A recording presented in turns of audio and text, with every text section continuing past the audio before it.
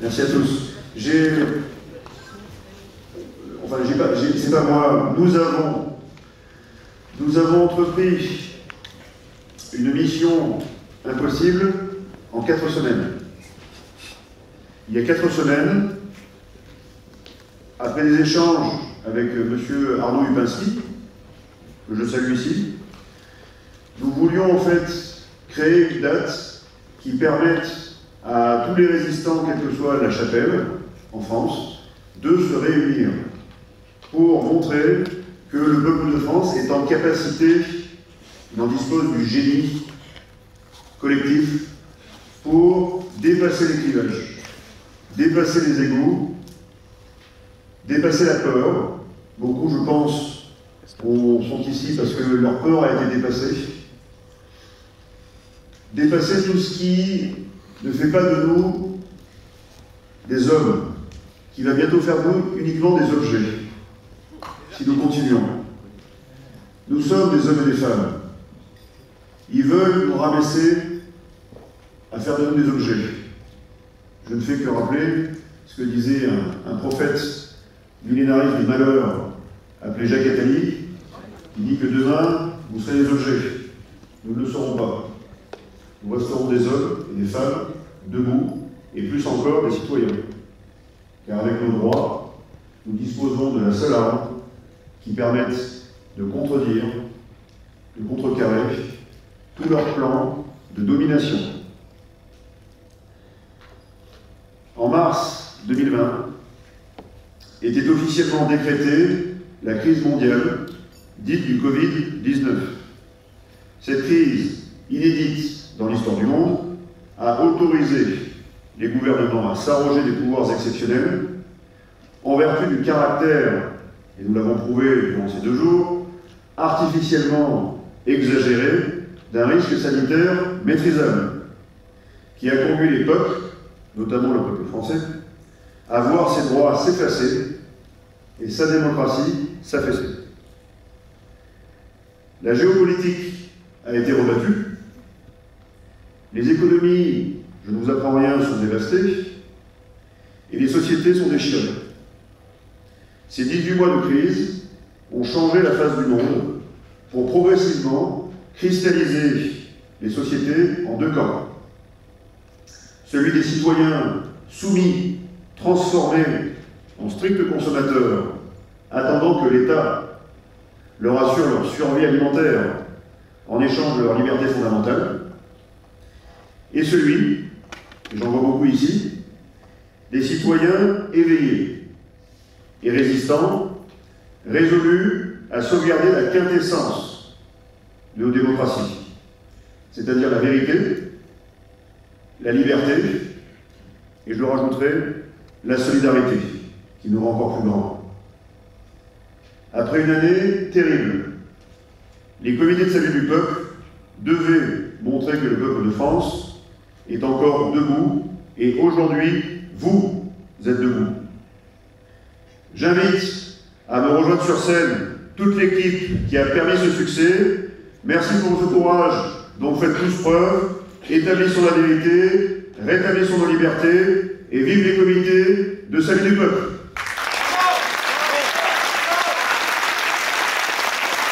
Ne prenez pas timide, montez sur scène, car ce succès, c'est aussi le vôtre. Donc s'il vous plaît, toute l'équipe de bénévoles qui arriverait, s'il vous plaît, venez, vous méritez grandement. Applaudissez-les, c'est un travail collectif. Ça, on fait partie aussi. Olivier en fait partie également.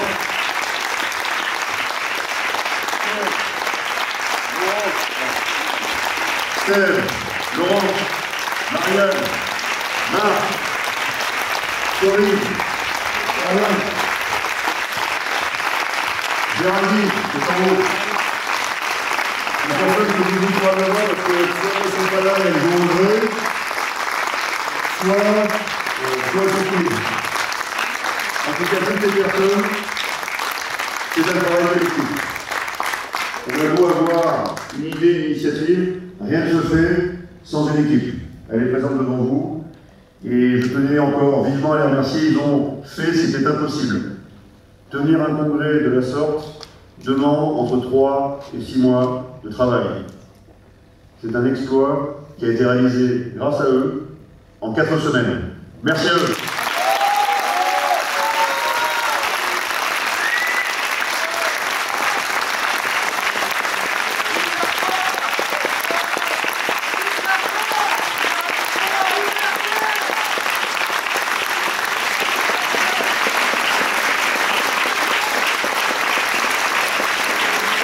Merci à vous.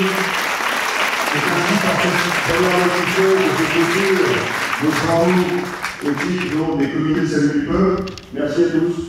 Et je vais maintenant vous adresser une dernière allocution plus personnelle qui me tient autant à cœur que ce que je viens de faire ici, c'est-à-dire célébrer toutes ces personnes, ces citoyens engagés. Vous, citoyens engagés, c'est aussi votre célébration. Si nous avons souhaité être dans ce bel écrin, c'est que nous souhaitions aussi montrer notre capacité, bien sûr, à agir ensemble, collectivement, et à réussir, mais surtout montrer que les personnes que j'ai rencontrées parfois dans la rue sont absolument dignes du meilleur. Elles sont dignes du meilleur. Et quoi de meilleur qu'une grande salle prestigieuse, dans un lieu prestigieux, pour offrir à chacun une agora, pour cheminer tous ensemble vers votre épanouissement et votre bonheur. Car c'est la quête du bonheur que nous cherchons depuis des siècles et des millénaires, et cette quête du bonheur qui veut nous enlever. Aussi, applause.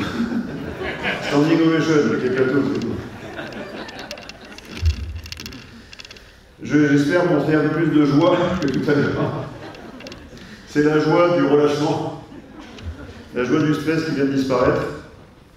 Aussi, je souhaitais vous lire ces quelques mots qui, chrono, ne dépasseront pas les 4 minutes à 5 minutes. Je vous le promets. Ce sera bref et percutant. C'est la marque de fabrique. Ce 16 décembre 2021, ici à Reims, où la légende des siècles nous contemple. Légende faite de violence et de paix, de marasme, mais aussi de prospérité, de destruction funeste ou de genèse prodigieuse. Sur cette terre féconde et mystérieuse, sur ce lieu ancestral, Reims, où notre identité française fut forgée il y a 16 siècles.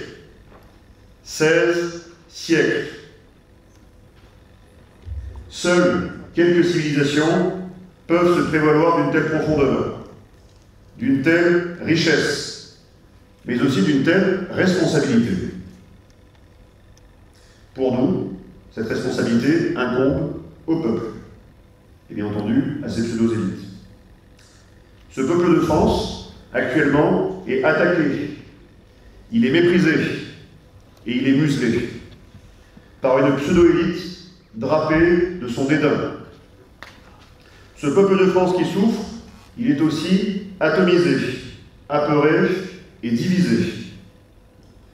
Il est enfermé dans un individualisme roi et un consumérisme prédateur. Notre art de vivre, nos traditions, bref, notre culture, sont dissoutes et seront bientôt anéanties. Ils sont allés jusqu'à toucher au sacré de la vie et imposer des sacrifices criminels dont ils répondront bientôt. Car ce pays et son peuple recèlent une force que ce même peuple ne soupçonne même plus. Une force qui fait peur à ceux qui veulent nous faire peur. Une force demain réveillée. Nos droits nous ont été dérobés et notre démocratie s'est affaissée. Tous les outils de manipulation de masse, et notamment le climat de peur, savamment entretenu par le pouvoir, ont permis de semer la discorde par un président censé incarner la confiance, la concorde et l'avenir. Un président et sa clique d'escrocs et de criminels qui sont en train de précipiter la France et son peuple dans un précipice dangereux. Ce précipice mêle esprit de défaite, renoncement et lâcheté. Mais, et vous en êtes la preuve aujourd'hui, de courageux citoyens, résistants, se sont spontanément levés pour réaffirmer avec force que les Français resteront debout.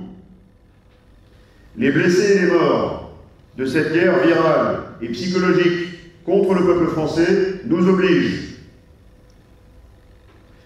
Si nous ne sommes pas obligés, demain, nous ne serons plus un grand peuple, ni un grand pays, parce que la France coule dans nos veines. Parce qu'elle coule dans nos veines, nous allons réagir. Nous devons agir et reprendre le contrôle. Nous devons faire preuve de courage et d'engagement. Courage et engagement pour sauver notre pays et garantir à nos enfants un futur heureux et réconcilié. La France et son peuple sont une grande civilisation, car ils incarnent une histoire, une culture, des valeurs et des principes qui continuent d'inspirer le monde. Nous sommes le pays des hommes libres, mais aussi le pays du droit, en Chine. Alors, face à l'épreuve avec un grand E, la France et son peuple ont rendez-vous aujourd'hui avec l'histoire et nous devons, nous tous, nous en montrer dignes. Malheureusement, nous sommes couverts d'une multitude de chapelles citoyennes et résistantes divisées. Mais la France et ses citoyens ont dorénavant besoin de se réunir, de bâtir une confiance retrouvée pour refaire société et démocratie grâce à la majorité d'un peuple silencieux, qui ne vote plus. Un peuple silencieux qui ne vote plus. Une victoire est possible, même si ses chances sont faibles. La victoire demain, c'est une recette simple.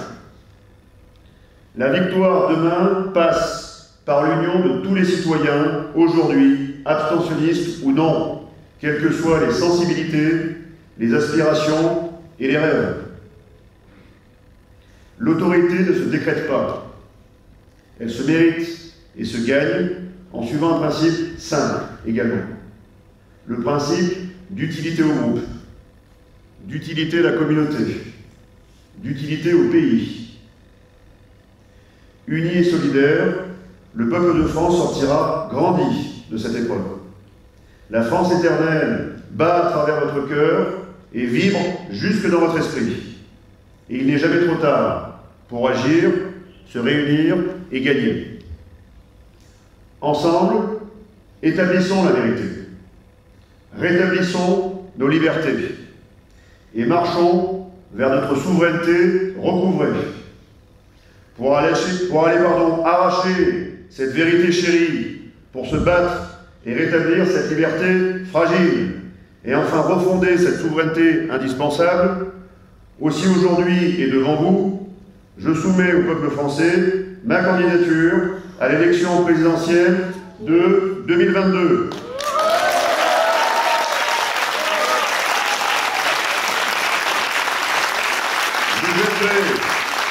Je jetterai toute mon énergie, celle du désespoir, dans la bataille pour vous, pour son peuple glorieux et pour sa destinée manifeste. Vive la résistance et vive la France!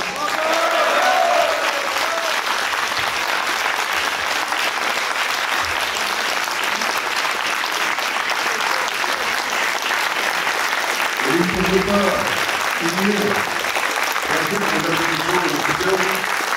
ne pouvons pas venir sans chanter ensemble qui les réunit, même si son passé a pu être traumatique, et je le comprends, car nous avons tous des aspirations, et ils sont de réunir toutes les sensibilités, qu'elles soient monarchistes, bonapartistes, républicaines, même anarchistes. Tous ceux qui aiment la France doivent se réunir. Et pour l'instant, notre meilleur symbole d'union, c'est ce drapeau français, Donc réutilisons-le, entonnons fièrement et avec force une vibrante Marseillaise, et encore merci.